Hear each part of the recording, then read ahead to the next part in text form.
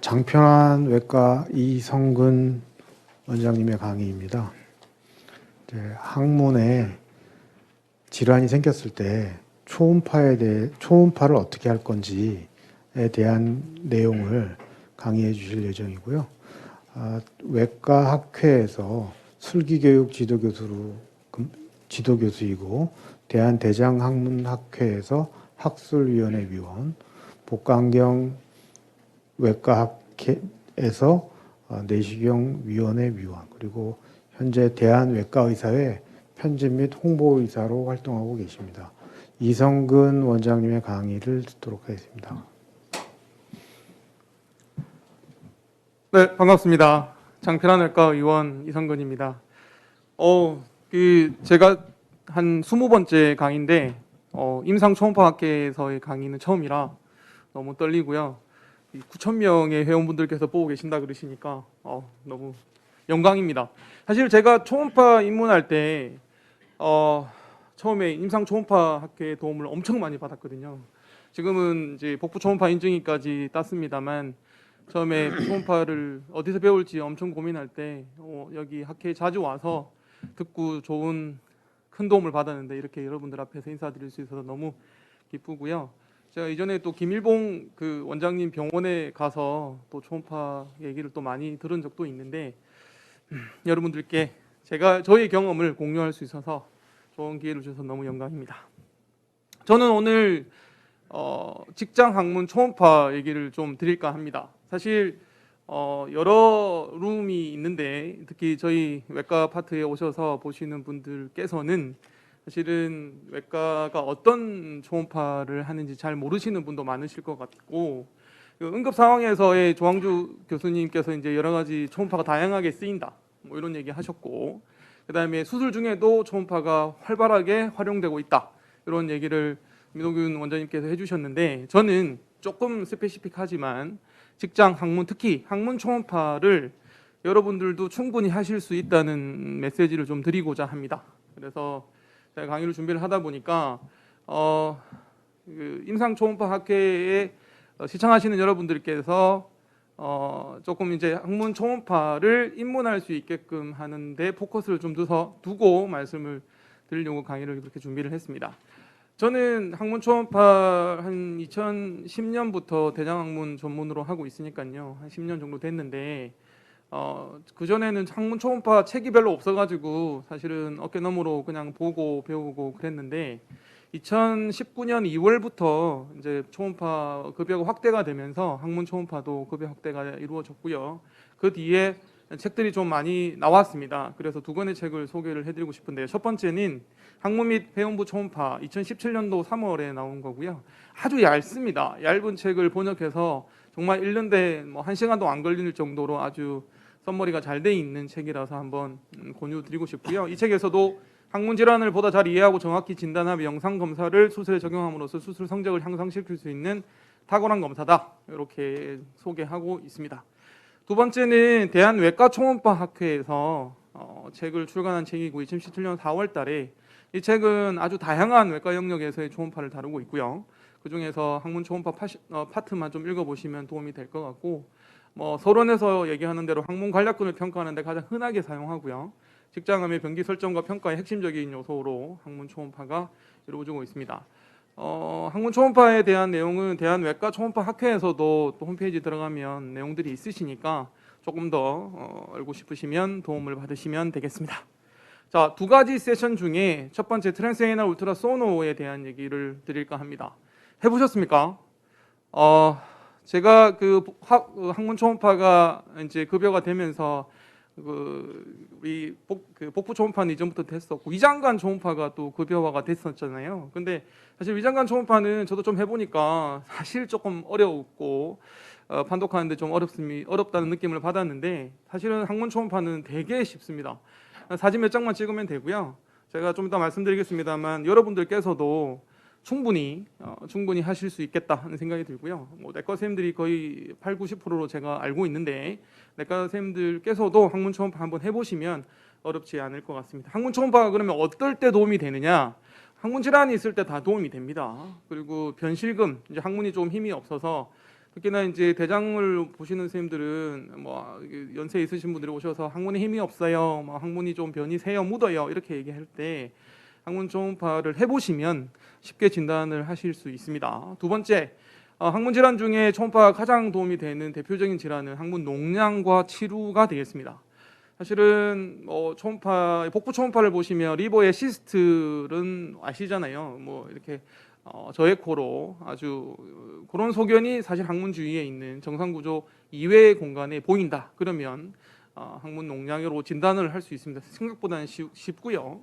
그 다음에 치루라는 병을 좀 모르시는 분이 계실까 봐 설명을 드리면 항문 주위에 있는 염증이 길을 만들면서 염증의 길이 옆으로 이제 항문 주위로 피부로 터져 나오는 질환을 치루라고 얘기하는데 치루 역시나 항문 초음파로 쉽게 진단을 할 수가 있겠습니다.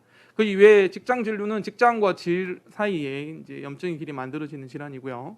그 이외에 조금은 생소할 수 있습니다만 그 직장 항문 중첩증이라든가 엔테로실, 치골 직장근 이완 부전증, 고립성 직장 교양 증후군, 직장 탈출증 이런 소견도 초음파로 확인할 수 있습니다. 내시경을 하시는 선생님들이라면 고립성 직장 교양 증후군이나 이런 건 아실 거고요. 중첩증은 직장 점막, 직장 항문의 그 점막이 중첩이 돼서 변이 잘 안 나오는 변비의 원인 중에 흔한 원인으로 알려져 있는데요. 그런 역시나 초음파로 확인할 수 있고요. 그 이외에 선천전 질환이라든가 원인을 알 수 없는 항문 통증에도 초음파가 도움이 되겠습니다. 구체적으로 좀 더 설명을 드리면 먼저 업세스죠. 업세스하고 피스툴라의 진단입니다. 항문 초음파가 탁월한 도움이 됩니다. 여러분들 병원 클리닉에 내원하시는 분께서 항문 통증을 호소하셨을 때 여러분들은 초음파를 하시면 됩니다. 급여가 됐고요. EB447을 입력하시고 초음파해서 사진 석 장 또는 6장만 찍으셔도 충분히 여러분들한테 환자 진단에 도움이 되고요. 여러분들 병영 경영에도 큰 도움이 되지 않을까 싶고요. 검사하시고 대장 항문 치료가 필요하다 그러면 트랜스퍼 하시면 되니까요. 조금 세부적인 내용이라서 좀 더 자세히 설명드리면 업세스의 위치, 그다음에 염증의 범위, 그다음에 피스툴라의 그 안쪽과 바깥쪽의 인터널 오프닝과 익스터널 오프닝까지도 확인할 수 있고요. 트랙을 찾을 수도 있고요. 그다음에 복잡 치료라고 컴플렉스 피스툴라인 경우, 그리고 수술하고 나서 세컨더리 그런 병 때문에 생기는 그런 피스툴라인 경우에도 초음파로 알 수가 있겠습니다. 하지만 가끔은 굉장히 이제 좀 복잡한 컴플렉스 피스툴라라든가 진단이 안 되는 경우에는 MRI까지 필요한 경우도 있겠습니다. 여기 그림을 보시면 여기 이렇게 까맣게 저에코로요. 그냥 보면 보이십니다. 사실 초음파를 저도 복부 초음파도 하고 하지정맥, 갑상선 여러 개를 합니다만 사실 경험이 좀 쌓이면 그냥 갖다 대면 보이는 게 우리가 초음파의 가장 큰 장점이지 않습니까? 항문 주위에도 이렇게 농양이 있으면 정상에서는 안 보이던 저에코 소견이 보이면 농양으로 진단할 수 있겠습니다. 그리고 일부 의사 선생님들은 안 되면 과산화수소수를 인젝을 해서 바깥쪽에 구멍에 넣어서 트랙을 찾는다. 이거는 이제 복부 초음파에서 조형증강 초음파 같은 그렇게 이해를 하시면 되겠고요. 저는 개인적으로 하지는 않습니다만 도움이 되겠습니다. 항문 초음파가 필요한 두 번째 가장 흔한 경우는 변실금입니다. 인컨티넌스고요. 그래서 항문에 힘이 없고 변이 좀 묻는다고 했을 때 항문 초음파로 관략근을 확인하시면 큰 도움이 되죠. 뒤에 제가 정상 구조를 보여드리겠습니다만 그런 정상의 내 관략근이나 그렇게 끊어진 거죠. 갑자기 이제 연결되지 않고 일부가 끊어졌거나 또는 두께가 얇아진 경우에 우리가 변실금을 진단할 수 있겠고요. 사실 변실금은 임상적으로도 충분히 진단할 수 있는 질환이니까 초음파 진단하셔서 도움을 받으시면 더 큰 혜택이 되겠습니다. 환자한테도 원장님한테도요. 그래서 여러 가지 상처나 완전한 손상 이런 거 다 확인할 수가 있겠고요. 그다음에 항문 종양은 케이스가 좀 드뭅니다만 역시나 직장암처럼 항문에 종양이 있는 경우에도 초음파가 도움이 되겠다라고 말씀을 드리겠습니다. 기능성 질환인데요. 아까 서두에 잠시 말씀드렸지만 직장 항문 중첩증이라든가 또는 직장루라고 하는 엔테로실 직장루라고 하는 렉토실, 그다음에 그런 여러 가지 변비의 데피케이션이 안 됐을 때 나타나는 그런 여러 가지 질환을 진단하는데도 초음파가 도움이 된다고 알려져 있습니다. 하지만 이 부분은 사실은 하시는 선생님들이 많지는 않으세요. 대장학문 외과 전문의 중에서도 초음파로 이것까지 하시는 분은 많지는 않으세요. 근데 저하고 친하신 분이 이거 굉장히 항상 주장하시거든요. 엄청 도움이 된다. 어떤 의미냐면 보통 변비 환자가 왔을 때 변을 제대로 배출하지 못했을 때, 그러니까 출구 폐쇄형 변비인 경우에는 데피코그램을 하죠. 배변 조영술을 합니다. 직장에 조영제를 넣어서 실제로 변을 보게끔 하게 만든 다음에 그리고 나서 문제가 있는지, 인투셉션이 있는지, 렉토실이 있는지를 확인하는데 그 검사가 굉장히 준비가 번거롭고 또 세팅하는데 뭐 기계값만 1억이 넘고 뭐 2억 3억이 되는데 반까지 만들어야 되고 실제로 배변 조영술을 하는 필요로 하는 환자가 그렇게 또 많지도 않거든요. 그래서 안 하시게 되는데 그래서 이 초음파를 이용하는 거죠. 초음파를 직장이나 그다음에 여성분들은 이제 질에 놓고 거기에서 실제로 변을 보게 만들어서 인투셉션이 있는지 렉토실이 있는지를 확인하는데 탁월하게 도움이 된다라고 그 선생님께서는 얘기를 하십니다. 네, 저도 하는 거 봤는데 조금 러닝커브가 필요하겠습니다만 어쨌든 말씀드리고 싶은 건 항문 초음파가 기능성 질환까지 진단하는데도 도움이 된다. 이런 말씀을 드리고 싶습니다. 자, 이제 정상을 보겠습니다. 아주 쉽다고 제가 말씀드리는데요. 어퍼 미들 로우로 해서 위쪽, 중간, 아래쪽 그렇게 세 장의 사진을 찍으면 되겠고요. 항문 관략근은 결국 크게 두 가지가 있습니다. 인터널 스핀터 머슬과 익스터널 스핀터 머슬 두 개를 잡아주면 되는 거고요.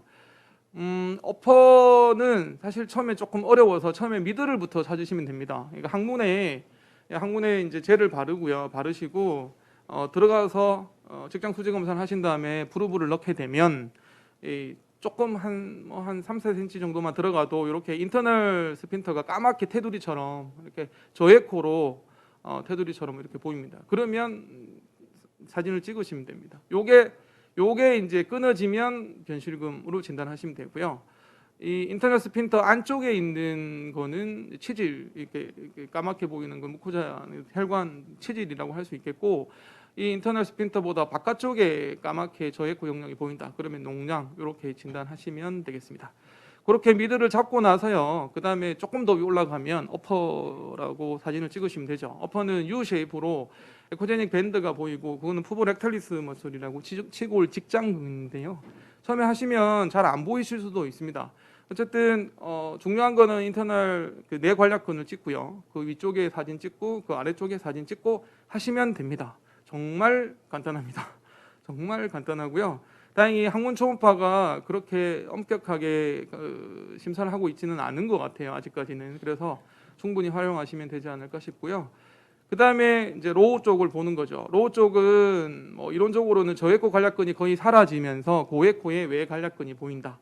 이렇게 하시면 되는데 복부 초음파를 공부하시는 분들은 굉장히 초음파가 어렵다라고 느끼실 수 있잖아요. 저도 입문할 때 와, 복부 초음파 너무 어렵고 혹시 놓치는 거 아닌가 이런 걱정들이 앞섰는데 항문 초음파는요 정말 간단하고 뇌관략근 사진 찍고 아래 위로 찍기만 하시면 됩니다. 입문 러닝커브가 굉장히 짧다라고 생각이 드는데요. 뭐 스캔 방법은 구구절절 나와 있습니다만 사실은 어렵지는 않고요. 먼저 시진하시고 프루브만 있으면 되는 거죠. 프루브는 여러분들이 갖고 있는 초음파 기계에 그냥 프루브 하나만 항문 초음파 프루브만 세팅하시면 됩니다. 뭐 500만 원에서 800만 원 정도 비용 투자하시면 프루브 하나만 세팅하시고요. 2019년 2월 달에 항문 초음파가 급여로 들어오면서 아주 많은 병원들이 뭐 엄청나게 초음파를 많이 사셨는데요. 뭐 싸면은 한 3,500 정도 되는 부터 시작을 해서 3D 초음파가 되는 거는 거의 한 2억 가까이 1억 5천 2억 가까이 되는데 뭐 여러분들 초음파 갖고 계시니까 거기다 항문 초음파만 세팅하셔서 촬영하시면 될 것 같고요. 뭐 방법은 간단합니다. 윤활유로 그러니까 젤을 항문에 바르시고요. 바로 초음파가 들어가면 항문이 좀 불편하실 수 있으니까 먼저 직장 수지 검사를 해서 안쪽까지 좀 젤을 발라준 다음에 환자한테 고객분한테 수검자한테 얘기하시고 초음파를 넣어서 인터널 에코를 저에코인 인터널 스핀터 머슬을 찾으시면 그리고 아래 위에 사진을 찍으시면 되겠습니다. 아까 잠시 말씀드렸던 그 기능성 항문 질환을 검사하기 위한 방법은 정지 및 역동 회원부 초음파 검사고요. 말씀드린 대로 항문과 질에 젤을 주입을 해서 변을 보게끔 해서 상황을 하시면 되는데 아직까지는 조금 보조적인 방법으로 이해를 하시면 되겠습니다. 자, 이번에는 이제 두 번째인데요. 직장 초음파입니다. 사실은 저희 카톨릭 병원의 성빈센터 개봉 교수님께서 자료를 많이 도와주셨고요. 내용적인 부분은 책을 참고해서 했고, 그냥 쉽게 이해하시면 그냥 EUS 하신다고 생각하시면 됩니다. 내시경적 초음파 물 넣고 병변에 초음파 갖다 대서 확인하는 거죠. 그래서 어디까지 침범이 됐는지 확인하는 검사하고요. 이 끝에 발루닝이 있어서 안에 생리식염수 넣어서 부풀려서 하는 게 조금 차이라고 할 수 있겠습니다. 아시겠지만 초음파를 하시는 여러분들이라면 내시경을 하시는 EUS를 공부해 보신 여러분들이 다 아시겠지만 5층이 있고요. 지금 직장을 보는 검사니까요. 그래서 앞쪽, 뒤쪽, 그다음 오른쪽, 왼쪽 방향 잡고 뭐 남자하고 여자분들은 조금 틀리죠. 세미널 베지클과 프로스테이트가 남자분은 있고요. 여자분들은 이제 바자이나가 있으니까 그렇게 투머 위치를 거기 인베이전 여부를 확인하는 거라고 생각하시면 되겠고요. 먼저 관장을 하신 다음에 그룹을 선택하고 처음에 테스트를 해서 앞쪽에 그 생리수견수가 주입을 해서 발루닝 될 부분이 혹시나 터졌는지 확인하고 그다음에 에어를 빼주는 작업을 하고요. 그러고 나서 발루닝에 넣었던 생리수견수를 빼고 난 다음에 직장 투자 검사하고 젤 바른 다음에 이제 들어가서 확인을 하시면 되겠고요. 뭐 사실은 직장 초음파는 클리닉에서는 그렇게 많이 하실 일은 없는 것 같아요. 제가 개원하고 지금까지 한 번도 한 적은 없고요. 대학병원에 수련이 있을 때만 많이 했었는데 대학병원 하시는 분들은 오히려 저보다 더 경험이 많을 것 같아서 임상 초음파 학회 시청하시는 여러분들께서는 개념 정도만 했으면 좋겠다라는 생각으로 강의 준비를 했습니다. 해상도를 높이기 위해서는 일단 헤드가 깨끗해야 되겠고요. 발루닝 내부의 공기를 완전히 제거를 해야 되겠고 발루닝을 해서 최대한 붙여서 그렇게 거리를 적절하게 유지한 다음에 너무 가까이에서 누르면은 오히려 그 파이버 레이어가 이렇게 구분이 잘 안 되는 경우도 있고요. 또 조금 떨어지면 아티팩트가 생겨서 감변이 잘 안 되는 경우가 있습니다. 그렇게 렉탈 캔서가 있을 때 이제 인베이전을 예상할 수 있는 거죠. 그래서 초음파니까 앞에 U자를 붙여서 T1부터 4까지 림프 노드가 있는지까지도 확인할 수 있습니다. UT0인 경우에는 점막에 국한돼 있는 경우죠. 그래서 레이어가 다 유지가 되고 있는 그렇게 이해하시면 되겠고 T1은 점막 하층까지 침범이 돼서 하지만 고유 근층까지는 침범이 안 돼 있는 그런 T2는 고유 근층까지 침범이 돼서 이 T2와 T1 레벨을 구분하는 게 되게 중요한데요. 생각보다는 좀 어려운 것 같아요. 저는 러닝커브 넣고 보고 할 때까지 감별이 잘 안 돼서 굉장히 좀 힘들어 했었는데 그만큼 초음파가 좀 좋아야 되는 것 같고요. 아까 민호균 원장님 초음파가 니들이 되게 잘 보이던데 제가 민호균 원장님 병원에 한번 가보니까 엄청 고가의 엄청 비싼 초음파 장비를 쓰시던데 어쨌든 초음파 그 자체가 조금 좀 좋아야 될 것 같습니다. 직장 초음파를 하는 경우에는요. T3는 결국 주위에 이제 폐까지 인베이전을 한 경우인데 이런 경우에는 이제 수술을 바로 고려해야 되는 그런 상황이 있고요. 결국 우리가 직장 초음파를 하고자 함은 내시경적으로 절제가 되느냐 아니면 수술을 해야 되느냐 그 판단에서 크게 도움이 되기 때문에 이런 이제 T3 정도 되면 이제 수술까지 해야 되는 그런 경우가 할 수 있겠고 T3 병변이 보이면 림프노드를 면밀히 찾아내는 게 중요하겠습니다. T4는 뭐 아시겠지만 주위에 인접 장기에 침습을 한 경우죠. 그래서 이 3D 초음파인데요. 사실은 이제 3D 초음파가 굉장히 큰 도움이 됩니다. 3D 초음파를 하면 뭐 3면에서 우리가 2차원적으로 보는 게 아니라 3차원적으로 보기 때문에 사실은 직장 초음파를 하는 경우에는 3D 초음파를까지 하는 게 도움이 될 것 같고요. 근데 이제 개원한 의사 입장에서 보면 사실 3,500만 원짜리 초음파 장비를 쓰나 2억짜리 항문 초음파 장비를 쓰나 이게 수가가 똑같기 때문에 사실은 그런 의료적인 제도의 한계가 좀 있는 것 같습니다. 아쉬움이 좀 있고요. 주위에 림프노드 전이까지 다 할 수 있습니다. 이거는 모든 암이 다 그렇겠지만 악성인 경우에는 크고 정액고의 둥근 경향을 좀 띠고요. 그냥 인플라메이션인 노드인 경우에는 고액고고 불규칙한 형태. 네. 자 그렇게 DDX가 되겠고요. 5분밖에 안 남았다 그래서 좀 빠르게 진행을 하는데도 패스하겠습니다. 자 여러분들께서 항문 초음파를 하실 때 몇 가지 조금 기억하셔야 될 그런 부분은 첫 번째 의사의 기술과 실력이 엄청 큰 차이가 난다. 그래서 러닝커브가 좀 필요하고요.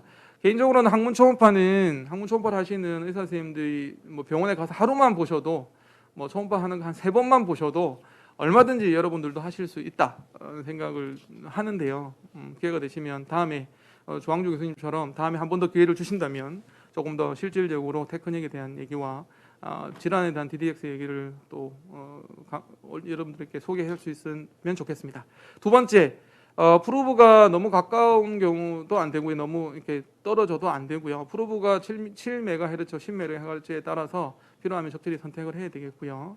그 침섭의 깊이는 말씀드렸지만 해석하는 게 굉장히 좀 쉽지는 않습니다. 그래서 제가 부산에 근무할 때 소화기내과 선생님들께서 EUS를 가지고 디스커션을 한 달에 한 번씩 하면서 케이스 올려놓고 맨날 매번 이렇게 토론을 열렬히 하셨거든요. 이게 과연 T2냐 T3냐 그만큼 어려운 것 같습니다. 러닝커버가 좀 필요한 것 같고요. 그다음에 렉탈 소노를 하실 때는 공격방울, 허상, 아티팩트 안 생기게끔 잘 관리하셔야 되겠고 직장은 3개의 그런 판막이 있기 때문에 그쪽에서 좀 아티팩트가 생길 수 있으니까 주의하셔야 되겠고 림프절은 혈관하고 DDX 해야 되겠고요. 그다음에 피스툴라 트랙을 초음파로 알 수 있다고 말씀드렸지만 이 멀티플 컴플렉스인 경우에는 조금 어려울 수 있기 때문에 필요하면 MRI까지도 하셔야 되겠습니다. 그리고 관략근의 손상, 변실금이 있는 관략근이 끊어진 거는 쉽게 알 수 있지만 특수한 경우나 여러 가지 뭐 반응 조직은 또 감별이 안 되는 수도 있기 때문에 참고하시면 되겠고요. 마지막으로 2019년 2월달에 행정고시를 잠시 살펴보시면 직장은요 그냥 벽 5층이 포함된 스캔만 있으면 됩니다. 학문은 하부, 중부, 상부 스캔만 있으면 됩니다. 이것만 있으시면 수익이 꽤 8만 원 이상, 8, 9만 원 되는 수가를 받으실 수 있겠습니다. 그 판독 소견서는 이렇게 적으라고 돼 있죠. 그래서 뭐 직장인 경우에는 직장 내 종양이 있느냐 없느냐, 얼마 정도 침범이 됐느냐, 벽이 림프노드까지 봤느냐 이렇게 하시면 되고요. 항문 초음파는 피스툴라가 있으면 있다 없다, 누관이 보이면 보인다 안 보인다, 뭐 농양이 있으면 있다 없다 이 정도만 관략근 뭐 손상 있다 없다 이 정도만 하시면 됩니다. 사진 뭐 3장만 찍으시고요. 없다 이렇게 하시면 충분히 청구에 문제가 없겠습니다. 몇 번까지 할 수 있느냐? 일단은 고시상에서는요 직장 관략근에 손상이 의심이 되는 고위험군이 돼 있고 피스툴라, 치루, 농양 이런 환자들은 인정을 해주고 있고요. 근데 저희 대장학문외과를 전문으로 하는 의사들은 항문 질환인 경우에는 어느 정도는 다 해도 된다, 필요하다는 어떤 공감대가 형성이 돼 있고요. 아직 항문외과를 전문으로 하는 개인 의원에서도 초음파를 안 가지고 계신 세팅이 안 돼 있는 병원도 있습니다. 연세가 좀 있으시거나 또는 초음파에 관심이 없으신 분들은 안 가지고 있는 경우도 많아서 그냥 항문경 직장 수지 검사와 항문경 검사만 하고 검사를 마치는 경우도 있는데 초음파를 사용하시는 여러분들도 다 아시겠지만 초음파는 엄청 도움이 되고 제가 체질인 줄 알았는데 다른 병원에서 체질이라고 진단을 했는데 저희 병원에 와서 이상해서 초음파를 해보니 치루가 있고 농양이 있고 하는 경우가 심심찮게 있습니다. 그럴 때마다 저는 초음파가 엄청 큰 도움이 되고 무조건 해야 된다라는 생각을 갖게 되는데요. 여러분들 뭐 내과 선생님들도 마찬가지고 초음파를 하시는 여러분들이라면 항문 쪽에 불편함을 호소하시는 분들에게 초음파를 하셔서 환자한테도 정확한 진단을 할 수 있겠고 여러분들 병원 경영에도 도움이 되게끔 하는 항문 초음파를 잘 활용하시는 게 어떨까 마지막으로 저의 개인적인 의견을 드렸습니다. 결론은 항문 초음파와 직장 초음파는 매우 유용하고요. 엄청 큰 도움이 됩니다. 적절히 사용하기 위해서는 열심히 공부하시고 러닝커브 경험이 좀 필요하겠다 말씀드립니다. 이상입니다. 고맙습니다. 네, 좋은 강의 잘 들었습니다. 그래서 지금 현재까지 특별히 외부에서 질문이 들어오는 것은 없고요. 제가 하나 질문을 드리도록 하고 어쩌면 솔루션도 제가 할 수도 있을 것 같습니다. 그러니까 초음파를 직장 질환, 항문 질환이 있을 때 하는 것까지는 좋고 또 특히나 외과 환자들 또 내과에서도 하면 좋은데 문제는 이제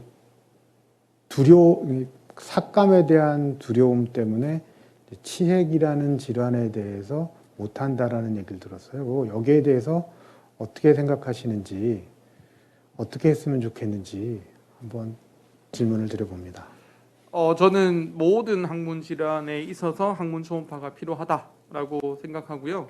잠시 언급했지만 이 숨어있는 치루, 숨어있는 농양 그리고 관략근의 상태를 파악하는 데는 초음파만큼 좋은 툴이 없습니다. 그래서 항문 질환으로 내원하시는 항문 질환이 있으신 분들에게는 항문 초음파를 반드시 하는 게 필요하다라고 개인적으로 생각을 하고요.